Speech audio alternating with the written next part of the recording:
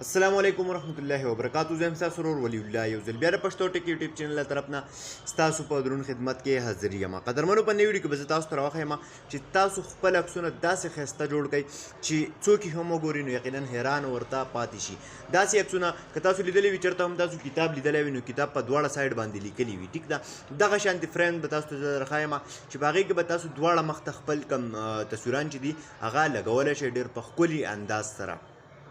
نو قدرمنو ویډیو تر اخره پورې وګورئ. ویډیو سکپ کوئ مه، خو دې نه مخکې زه تاسو ته ایډوکیشن عرض کوم که تر اوسه پورې تاسو زموږ پښتو ټک یوټیوب چینل نه یې سبسکرایب کړی، دا سبسکرایب کړئ، خوا کې د غنټۍ نشان هم کلیک کړئ چې زموږ نوي ویډیوز تاسو ته په وخت باندې دررسي. نو ملګرو دې لپاره به سمپل تاسو ته د اپلیکیشن ضرورت وي. هم د دغه اپلیکیشن لینک موږ تاسو ته د یوټیوب چینل په ډسکرپشن کې راکړی دی.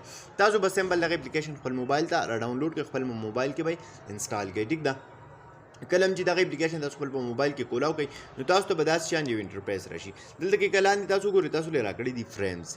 دا وګورئ دلته کې تاسو له مختلف دنیا شی فريمونه راکړي دي. د راشي لاندې دا وګورئ تاسو چې کم کم ښایسته فريمز دي هغه ټوټلی تاسو له دلته کې راکړي دي. مثال په تور دا موږ فریم سلیکټ کو، خپل له خوښې فریم راواغست، ورپسې په دې خالي پاڼه تاسو کلیک وکړئ نو تاسو ته به راشي دلته کې ګیلري یا فوټو. مطلب که ګیلرۍ نه تاسو خپل یو تصویر راواخلئ کم چې پکې تاسو لګول غواړئ. نو مثال په تور دا ما راواغستو، صحیح ده، دا وګورئ تاسو به دا ښه ښکلی د دې ځای نه دغه شانتې ریسایز کوئ، برابر به یې کوئ.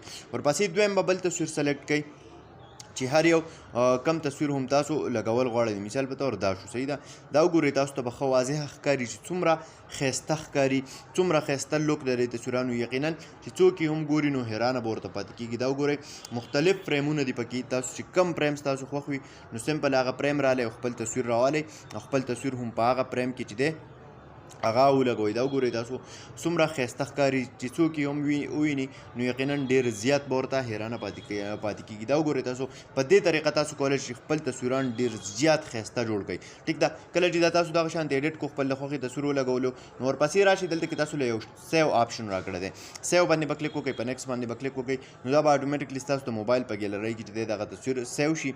بیا که تاسو وټساپ ته سټیټس ته شیر کوئ، فیسبوک ته شیر کوئ یا انسټاګرام ته شیر کوئ نو ښه په اسانه طریقې سره یې شیر کولی شئ.